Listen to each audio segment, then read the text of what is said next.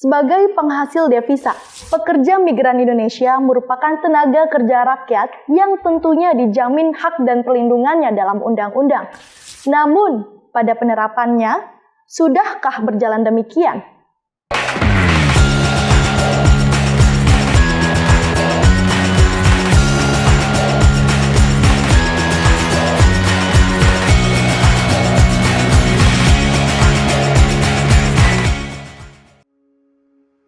Pekerja migran Indonesia mengalami peningkatan pada tahun 2022. Data Badan Perlindungan Pekerja Migran Indonesia atau BP2MI menunjukkan sebanyak 200.761 orang ditempatkan menjadi pekerja migran. Hal ini berbeda dengan tahun sebelumnya yang hanya sebanyak 72.624 orang.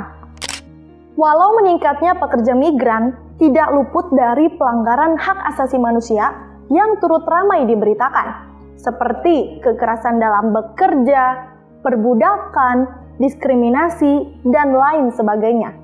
Hal ini tentu menjadi sebuah pertanyaan, apakah hak calon pekerja migran sudah sesuai dengan semestinya? Jika berdasarkan Undang-Undang Pasal 6 Ayat 1 Nomor 18 Tahun 2017 tentang hak calon pekerja migran Indonesia, para pekerja itu berhak mendapatkan perlakuan tanpa diskriminasi dan segala tindakan yang merugikan. Kalau menurut keterangan salah satu pekerja migran Indonesia, hak-hak yang disebut dalam pasal tersebut sih sudah terpenuhi. Hak-hak bekerja selama menjadi TKI itu sesuai dengan kesepakatan perjanjian waktu saya menandatangani kontrak bekerja di luar negeri. Alhamdulillah selama 2 bulan ini sesuai dengan perjanjian kontrak yang saya tandatangani di Indonesia. Itu tadi keterangan salah satu pekerja Indonesia. Gimana kalau kita lihat berdasarkan data pengaduan Krisis Center Badan Perlindungan Pekerja Migran Indonesia atau BP2MI tahun 2022. Data ini menunjukkan jumlah pengaduan pekerja migran Indonesia tahun 2022 yang mengalami peningkatan sebanyak 16,8%.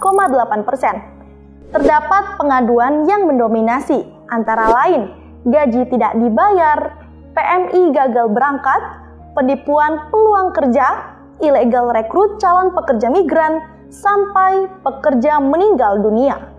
Ternyata, menurut Kepala Pusat Pengembangan Kebijakan Tenaga Kerja Kementerian Ketenagakerjaan RI, Muhyiddin, banyak kejadian yang tidak diinginkan oleh para pekerja migran, seperti perbudakan yang justru banyak terjadi oleh tenaga kerja non-prosedural. Jadi, banyak terjadi perbudakan justru untuk tenaga kerja yang unprosedural ini, yang ilegal ini gitu ya. Jadi kalau legal, prosedural itu lebih mudah mendapat perlindungan. Tapi walaupun ilegal, kewajiban pemerintah tetap melindungi gitu ya. Tapi dimulai dari pencegahan. Katanya, pemerintah tetap akan melaksanakan perlindungan terhadap pekerja non-prosedural sesuai dengan Undang-Undang Nomor 18 Tahun 2017. Kemudian untuk pekerjanya bagaimanapun ini adalah warga negara Indonesia. Tugas pemerintah gitu ya, itu melaksanakan undang-undang melindungi seluruh tumpah darah Indonesia. Jadi mungkin ya warga negara ini kurang mendapatkan informasi gitu ya, informasinya nggak cukup sehingga mereka ini tersalur secara ilegal. Tapi ini tetap pemerintah wajib melakukan perlindungan. Namun demikian, melansir Amnesty International Indonesia, kenyataannya Indonesia termasuk negara yang sangat buruk dalam pemenuhan hak-hak pekerja. Hal ini sebagaimana laporan yang telah dikeluarkan oleh International Trade Union Confederation Global Rights Index tahun 2020. Laporan tersebut menyatakan, meskipun undang-undang telah mengatur hak-hak pekerja, namun para pekerja masih belum bisa mengakses hak-hak mereka karena adanya praktek perburuhan yang tidak adil. Seperti adanya diskriminasi dalam pengupahan dan kekerasan berbasis gender. Diskriminasi dan kekerasan gender mendominasi kalangan perempuan dengan jumlah kasus sebanyak 339.782.